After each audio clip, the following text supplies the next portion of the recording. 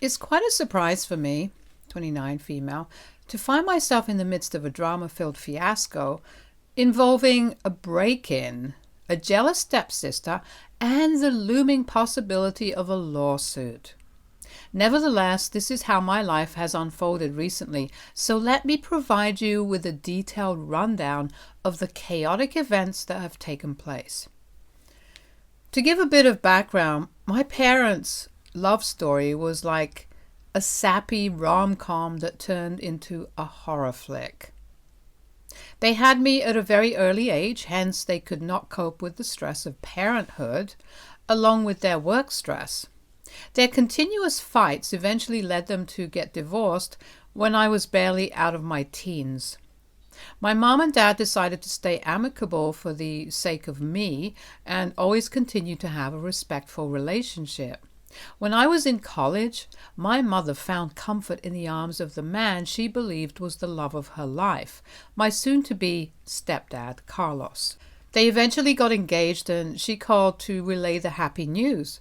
Although I wasn't thrilled about the fact that she was going to get married again, I also knew that it wasn't my place to interfere in her life or stand in the way of her happiness. I was introduced to Carlos and his stepdaughter, who was soon going to be my stepsister, Amelia. Amelia never really liked me from the beginning. It felt like she saw me as a problem, and I couldn't figure out why. Her mom had passed away at an early age. Hence, maybe she thought I was taking away attention from her dad, or she just didn't like the idea of him marrying someone with a kid. Every time we crossed paths, she looked at me with disdain and talked to me rudely. It was obvious that she did not want to accept me or my mother.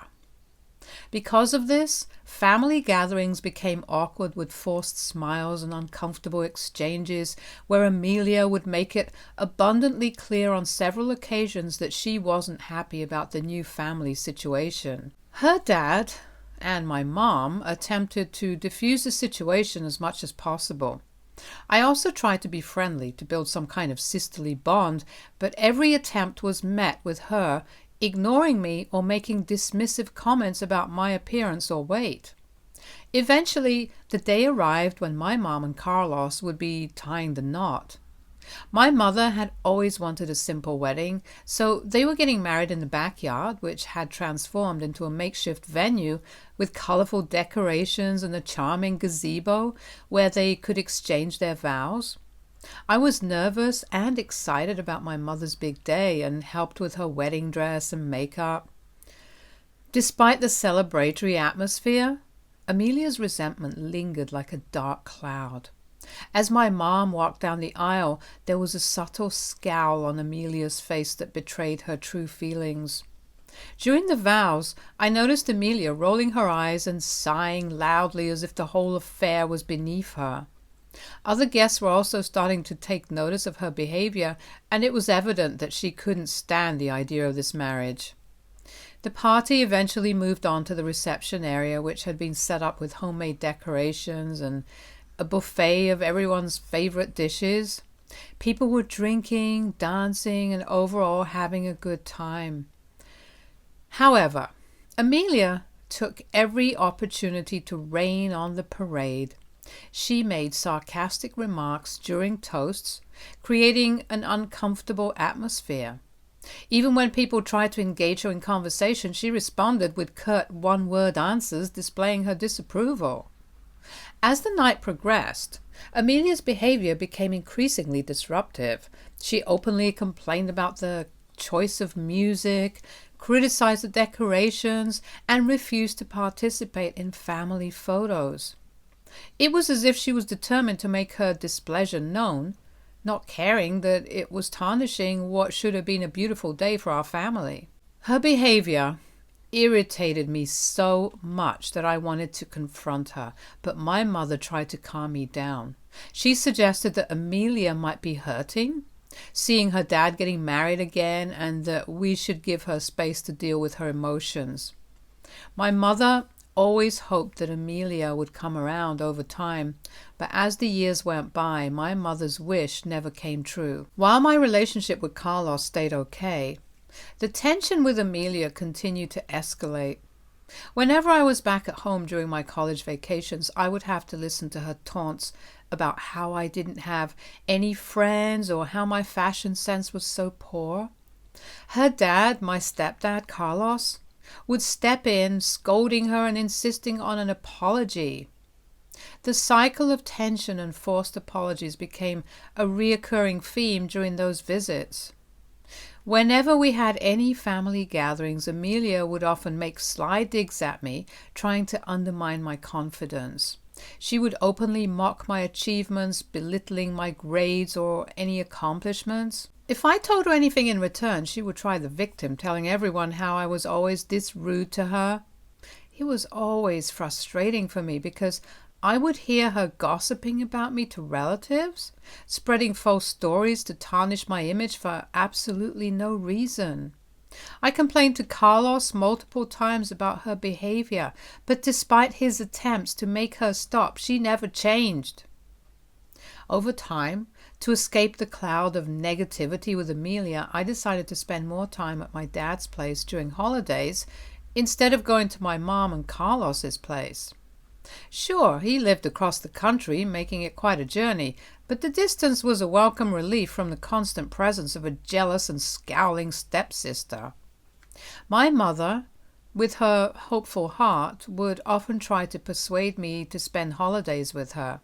However, I couldn't find the heart to tell her about the relentless bullying I endured at the hands of Amelia. She held on to this idealized vision of us getting along, and I didn't want to shatter her dreams.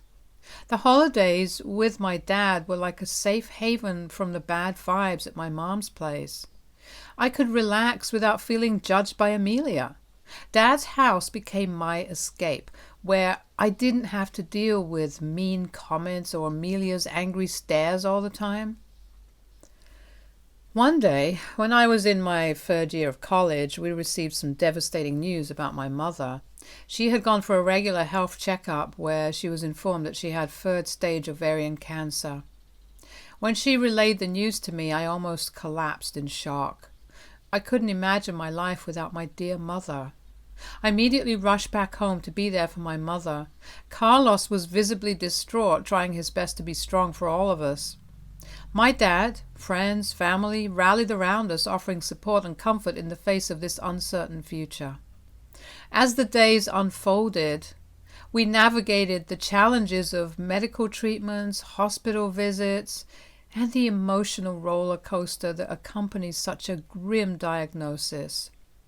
It's worth mentioning that unfortunately Amelia didn't contribute in any way to helping my mother during this challenging time. While we were grappling with the harsh realities of cancer, her actions remained indifferent and unhelpful. I remember one night, as everything got tough, I was sitting alone outside my mom's room and crying. I was afraid of losing my mother to cancer and was hoping for some peace in the quiet of the night. But then, out of nowhere, Amelia walked by and noticed I was crying, sitting outside my mom's bedroom. Instead of being nice or understanding, she saw my face all wet with tears and just smirked at me. I looked up at her and she started to taunt how there was nothing that I could do at this point. It was a moment when I needed support, and her mean reaction made everything even harder for me. In the days that came after that night, Amelia didn't stop her cruelty. She went so far as to send me social media posts about how cancer patients looked in their final moments. It was beyond heartbreaking to see how she could make fun of my pain and the agony our family was going through. The lack of compassion was just unbearable. In those difficult days, I found solace in the strength my mother displayed. Her resilience in the face of adversity inspired me. Despite the physical toll the treatments took on her, she remained a beacon of courage, teaching me the true meaning of fighting against the odds.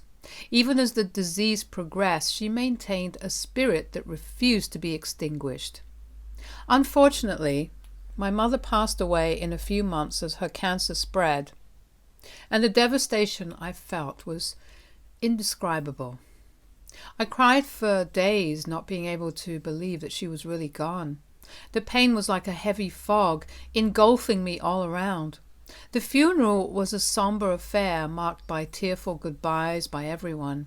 The reality of her absence settled in after the funeral, and I grappled with the void that her departure had left in my life. The grieving process was a slow and arduous journey. The realization that I could no longer pick up the phone and hear her voice or share the mundane details of my day was a harsh truth that weighed heavily on my heart. The world continued to spin, but my anchor was gone and I was adrift in the sea of grief. The day arrived when my mother's will was to be read. My dad, me, Carlos, and Amelia all drove to the lawyer's office together. As my mom's only biological child, I was well aware of the contents of the will, having discussed it with her on several occasions before she passed away. Mom and Carlos had discussed and made it clear that their respective assets would be bequeathed to their own children. It seemed like a fair arrangement, reflective of the intricate dynamics of our blended family. Seated in the lawyer's office, surrounded by an air of formality, the anticipation was palpable. As the lawyer began to read her will, it became evident that all of Mom's assets were entrusted to me, as Carlos and I had known all along. While this announcement didn't surprise me, the same couldn't be said for Amelia. She sat across the room, her eyes narrowing in disbelief and resentment as the lawyer read the will. In addition to the money and stuff, Mom also left me some family heirlooms. She passed on my grandmother's beautiful jewelry to me, and it meant a lot. Those pieces had sentimental value, connecting me to my roots. One precious item she left me was her wedding dress, a symbol of love and family history. It was more than just fabric. It held the memories of Mom's special day, and she wanted me to have it. These inheritances weren't just things, they were a part of our family's history, and I cherished them deeply. Upon hearing that she wasn't included in my mother's will, nor did she get anything, Amelia erupted angrily. She began to make a scene, demanding to check the will to verify if my mother had really left me with everything that she owned. Once she saw the will with her own eyes, she looked up at me angrily, shouting that she couldn't believe how selfish my mother was. I sat there in shock as she continued to demand that I should divide my mother's assets with her, as she rightfully deserves it. Her words hurt, and were an unsettling disruption to the respectful acknowledgement of my mother's wishes.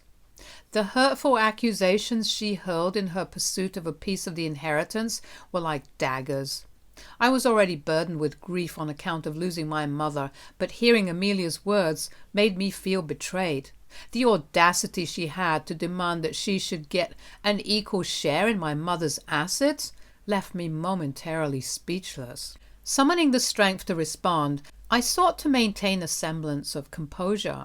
I told her, "My mom got married to your dad when we were both young adults. Hence, they both made their wishes clear from the beginning that we would be getting their respective assets. It's not about being selfish. It's about respecting the agreement our parents had with each other. This is what they believed was fair, and I intend to honor my mom's wishes." Amelia tried to complain again, but Carlos cut her off, telling her firmly that she had no right to ask for anything from me. He reminded her that someday she would inherit his assets, and she wouldn't appreciate it if I demanded a share at that time. This seemed to shut her up. My dad, who was there with us, got up to walk me out of the room. I had often shared stories with him about Amelia's erratic behavior, but this was the first time he had witnessed it himself. He was completely shocked and disgusted by her sense of entitlement.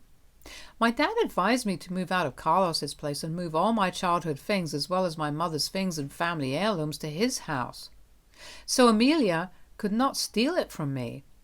I agreed, and immediately moved everything that belonged to me and my mother out of Carlos's place.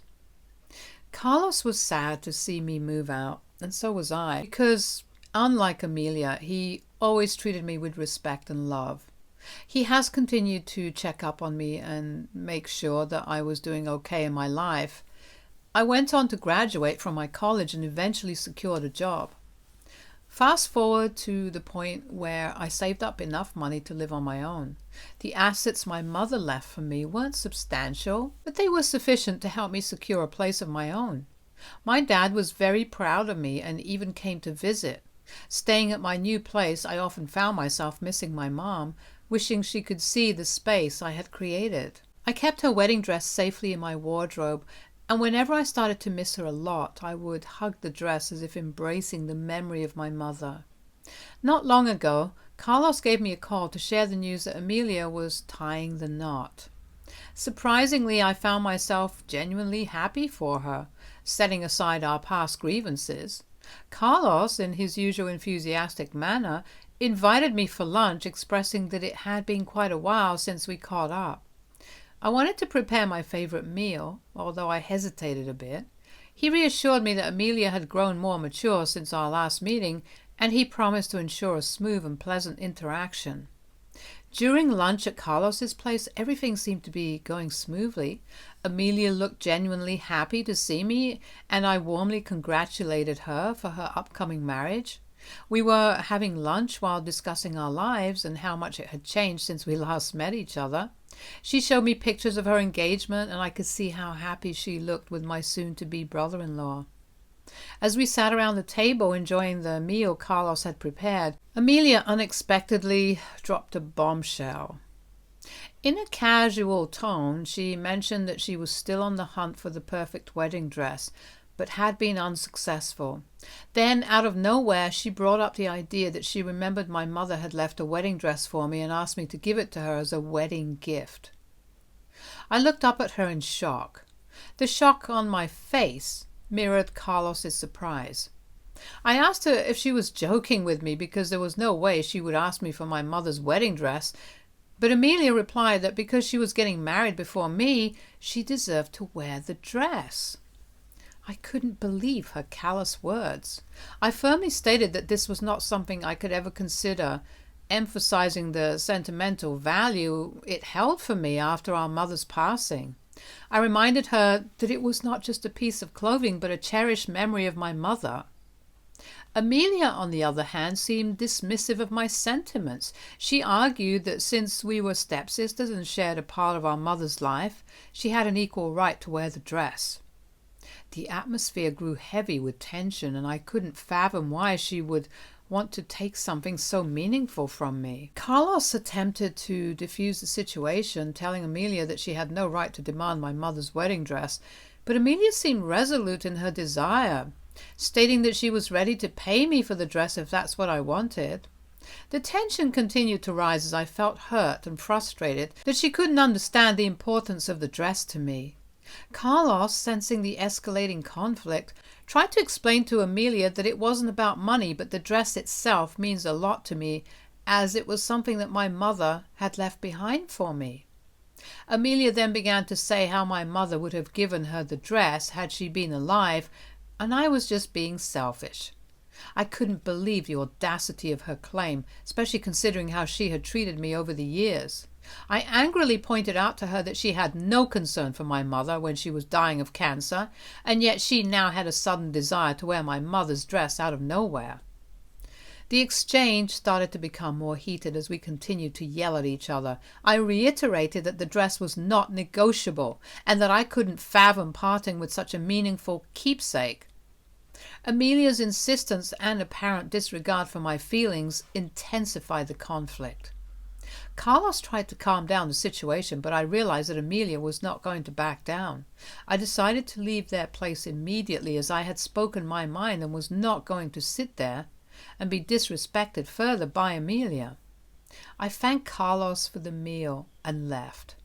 I told my dad about this whole incident, and he was just as shocked as me. He suggested that I should immediately install cameras around my place along with an alarm system.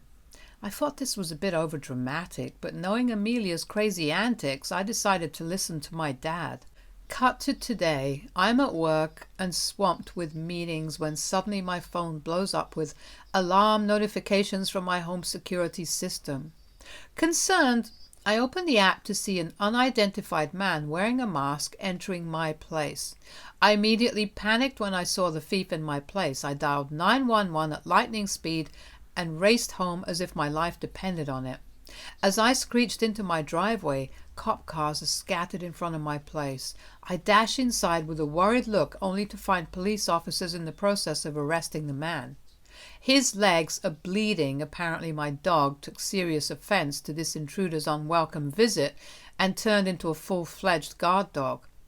When the police turned him around to escort him out, I couldn't help but let out an audible sigh of relief. I recognized him immediately from Amelia's engagement pictures. He's my soon-to-be brother-in-law. When he noticed me standing in the doorway, he began shouting, demanding that I speak to the police and vouch for him. He started explaining that he was only here to take my mother's wedding dress because my stepsister had pressured him into doing it. My eyes widened in shock as the absurdity of the situation struck me.